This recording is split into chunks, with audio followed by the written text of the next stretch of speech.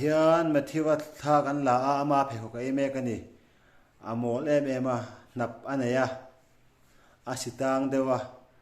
ama nap khu atling lewa anar ko vele mate khu in chung he tin hoka khu khu ta khu asatel lem hello no mu don mi boite mu don mi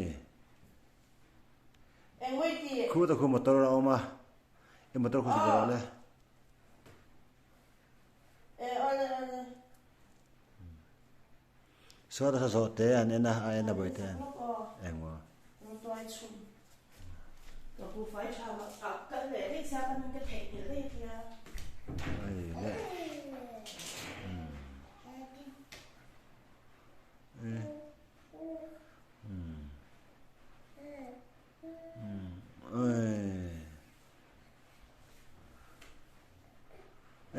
thôi đây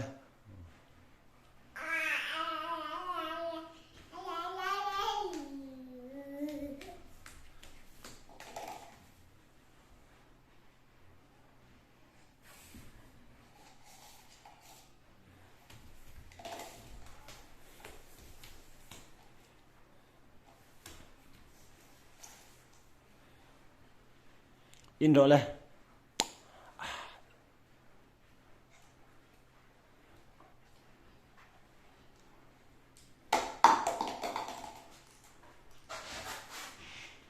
nấu u tem đấy cái này đâu ôm ra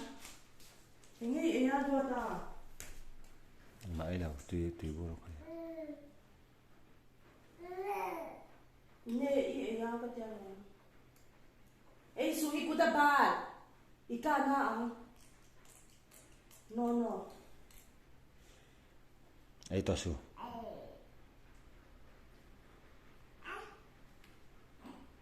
mà ni phải học ấy đâu tu tuang ấy tu bang ấy to su anu anh te phải học sao vậy thì nó là ô phê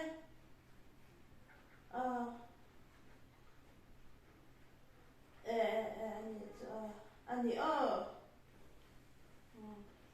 này mà ni phải học ấy đâu tu bởi te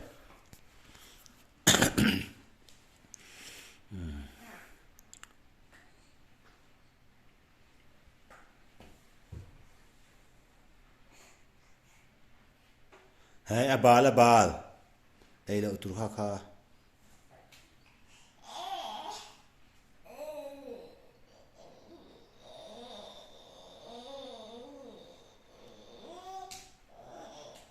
tu nghe hào chứ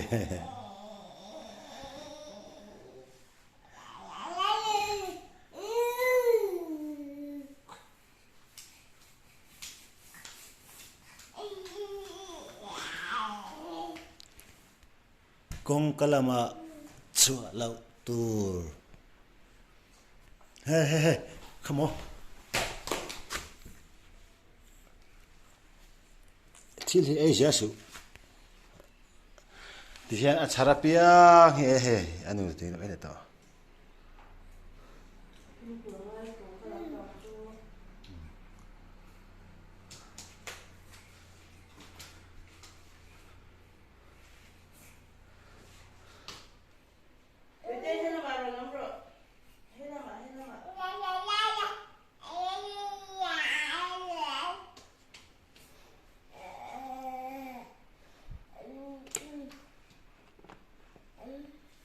kha so ta cho keng ro